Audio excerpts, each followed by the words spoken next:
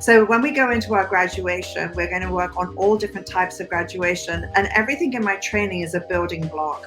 Once you've learned one graduation, we move into the next, so that you really become absolutely confident and have solid technique, so you can reverse engineer any hairstyle and understand how it was constructed.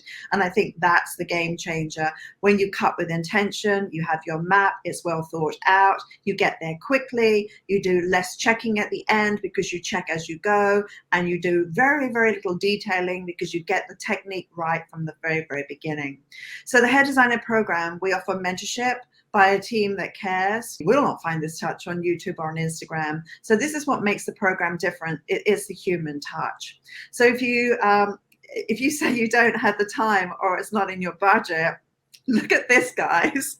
In this crazy world we live in, that you can buy a cup of coffee for $3 a day, which ends up being $91 for the month, which for 1 year is $1,080. Can you believe that? Just in coffee.